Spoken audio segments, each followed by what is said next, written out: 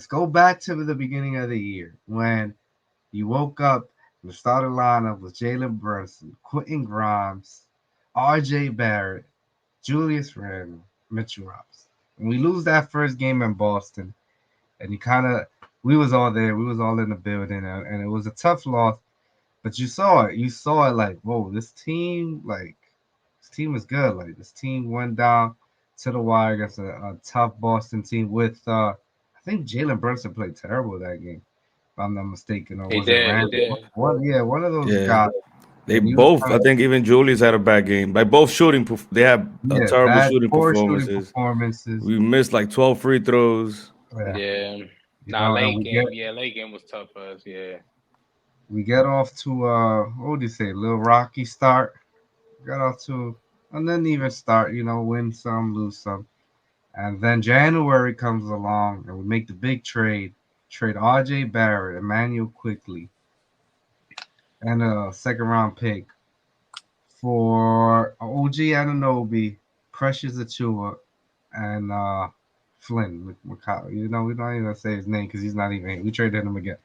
Uh, so we do that, and we take off. We take off in January. Julius gets hurt. Come February, make another trade for Bojan, excuse me. Alec Burks. We trade Grimes, and Jalen Brunson just takes this team to the next level. So, fellas, I just wanted to ask you, what is the biggest surprise of the season for you? What is the biggest thing that happened? Anything in general, a player or a moment? What is the biggest surprise in a season full of surprises for the New York Knicks? Ziba, I want to start with you. Yeah, bro. For me, so one thing you didn't mention that was also key, bro, is Mitchell Robinson being out. And for me, I think the biggest surprise this season has to be Isaiah Hartenstein, bro. He stepped up big for us, man. Honestly, if he didn't miss if he because he did have a short stint where he missed some games. If he didn't miss those games, bro, honestly, I would put him right there. If it wasn't for Nas Reed, I would put him for sixth man of the year or at least most improved, man. Because to see the way his this to see the way he's played defensively, getting offensive rebounds, man, and also just being comfortable within the offense, getting Jalen Brunson really good shots, man. He was really a difference maker, and yeah, and y'all got to remember too, man. Before Mitch was out, like we were talking about Mitchell Robinson being the defensive player of the year. He was leading the league in offensive rebounds, and so for iHeart to come in and basically I think the defense didn't even. I mean, there was literally no.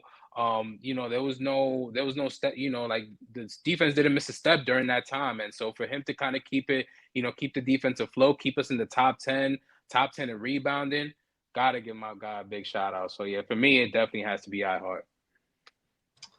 Yeah, I used to watch, on a big boombox TV that we had back in the days. We old fellas, so had that big old school box. And my mom, she used to love this show called The Apprentice with Donald Trump. And in the beginning of the show, it used to go money, money, money, money.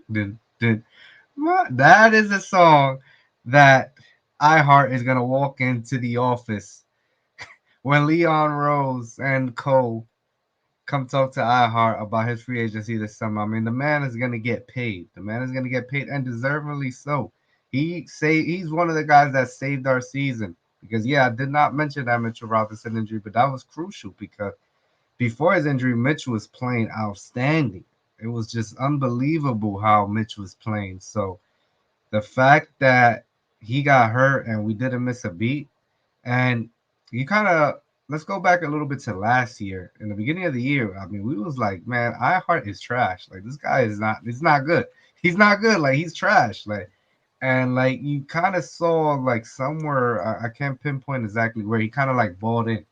Because Tibbs. He has his centers a certain way, and iHeart wasn't used to playing that way. With the Clippers, he had the ball No, more. He was passing. He was shooting more. And with Tibbs, it's like, nah, you can't do that here. Like you do the pick and roll, and you play defense. That's all you do here.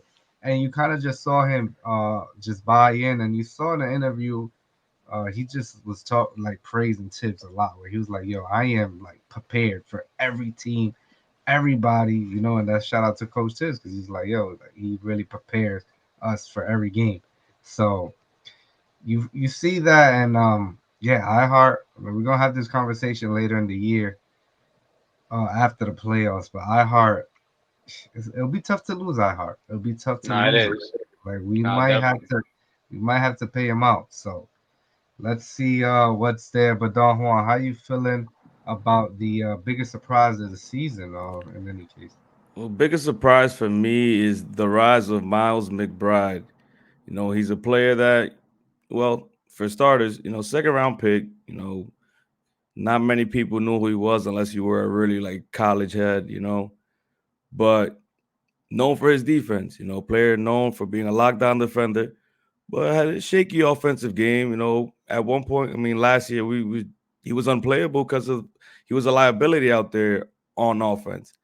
But we could officially end that narrative this year because the guy has been just great on both sides of the floor. He's having a career year, obviously with some more minutes and maybe even more of a green light. Tibbs has definitely loosened up the leash on him, but improvement all across the board. Career high in points, assists, rebounds, minutes, averages as well. I mean, it's a guy that was shooting 34% from the field and 28%. Well, prior to this season, 34% from the field and 28% from three. That's pretty bad, right? And then this year, 45% from the field, 41% from three. I mean, that's great improvement right there. I mean, we definitely saw him get let loose in the G League, but it's also the G League, different level of competition. But he couldn't break the rotation when he was on the Knicks. Then that trade happens with RJ and IQ being sent out to Toronto. There was a lot more opportunities for him to play, and boy, has he stepped up and taken over that that lead guard off the bench role.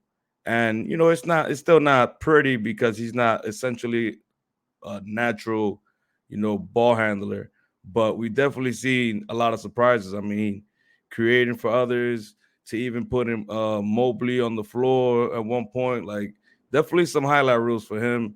Got some bangers too. He definitely caught some bodies. I mean, Miles McBride has been the biggest surprise for me, and we're gonna see him in the playoffs play some valuable minutes because, like I said, he is a lockdown defender. So when he comes off the bench, he's gonna be guarding that best guy off the second unit, maybe even the best guy in that starting unit. So it's definitely gonna be nice to see. He has started some games as well. So Tibbs definitely the fact that Tibbs has thrown him out there to be even a starter, even when Brunson was playing. I think Tibbs had these three guard rotation lineups out there that were surprising. But that just goes to show you how much Tibbs not only because he loves his defensive guys, but he really embracing the fact that McBride is not just solely a defender. He could definitely hold his own on the defensive end as well. So for me, that's my biggest surprise. wow, yeah, you like I remember last year or 2 years ago, like when COVID happened, COVID protocols, everybody was missing, and McBride was playing great. I'm like, man, this guy is a baller. So we talked about this in the preview show, and I'm like, yo, McBride deserves minutes. I was saying that in the preview show because I'm Hmm. like, this guy's a dog. But I did not see this offense to the point where teams like they have to guard that 3-point shot now. It's really automatic. Yeah. Like he's hitting three threes now. I was killing the fan dude because the three threes was light. It was like plus 300, and now like that I did not expect from McBride. And just to talk about McBride briefly before I give my biggest surprise of the season, you looked at when the Knicks traded quickly, and then we quickly signed McBride, and people were like, "What? Like the Knicks are trolling us?" Like that was like you traded quickly, and now you giving McBride this money, like four Hmm. million. Like what are you doing? Like that's a lot of money for this guy. And also, before I make my point there, we make a trade for Alec Burks and Bogdanovich, and you figure like, okay, like when everybody gets healthy, McBride is gonna be, situational again, not gonna play. And wow, like first of all, that contract is a steal now. Like that's a bargain at Yep. 4 million for a player like McBride. And two, you make it Alec Burke situational because you cannot take McBride out this rotation. He's playing so well. So what a year by McBride. And every time you heard him in an interviews, he used to be like, "Man, if I play, if I get my chance, like I'm gonna do my thing." You kept hearing that from him, and you knew he was like a tips player. Yeah, Debo talked about in the beginning of the show, like this roster is built like what Tibbs would like, and McBride is just a Tibbs player. He'll play 48 minutes. How many times was McBride playing 48 minutes? It was like for a whole stretch. He was facts. playing 48 minutes a night. So yeah, that's a great point, Don Juan McBride. He um he really did his thing this year for sure. But yeah, fella. So like my biggest surprise of the season, in a season full of surprises, like there was just no shortage of surprises this year. But for me, the biggest surprise I would say is from the front office, honestly, because this front office has shown restraint. You know, Donovan Mitchell trade. I mean, Donovan could have been a Nick. Like Yep. that's we know that. Like Donovan could have been a Nick, and there's just been so many trades that the front office like, nah, we're not doing that now. And then not even at a trade deadline. Like, what was that trade? Like before New Year's, I think. Like the day before New Year's, Yeah, yeah, we make a trade for OG and Anobi, and we traded two of the kids that most Knicks fans love.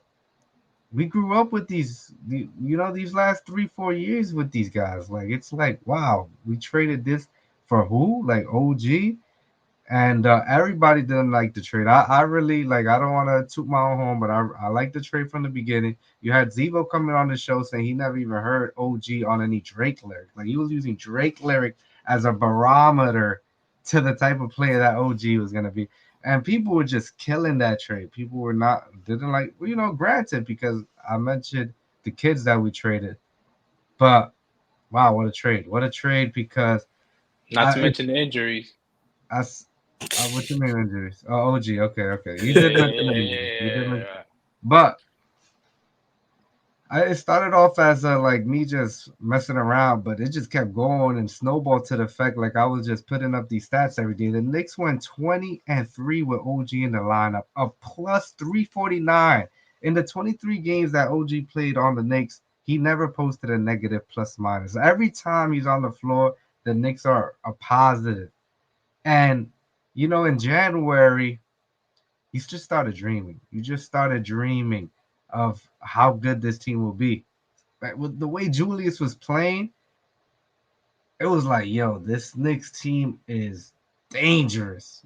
And it's a shame that we're not gonna see Julius in the playoffs. But just going back to my biggest surprise, yeah, it's just the front office kind of like saying like, okay, we're ready to make moves. And you saw that we traded all the kids. No more kids here. We got grown men in the building. Like this is a grown man business right now. This is a grown man operation. You know what I'm saying? Like no more Quinn Grimes, posting selfies at the beach. Nah, OG. I don't even know if OG has IG. Like, was even active on Instagram, or as Tom Thibodeau called it, fakeogram. Like these guys know. Like this is a serious operation that we're running here in the Knicks side of town. So that's my biggest surprise. Just seeing the front office pull the trigger. I was like, yo, traded Grimes, traded the RJ, traded quickly. It was like, wow, wow. So yeah, there's no shortage of surprises. You guys make great points. Hartenstein, McBride, like everybody played well. Jalen Brunson just ascending to that superstar. That was a huge surprise. I mean, we knew he was good, but wow, this is just amazing, man. Yeah. Now But shout out to Dante too. Look, bro, yeah, another oh signing. Dante, come on.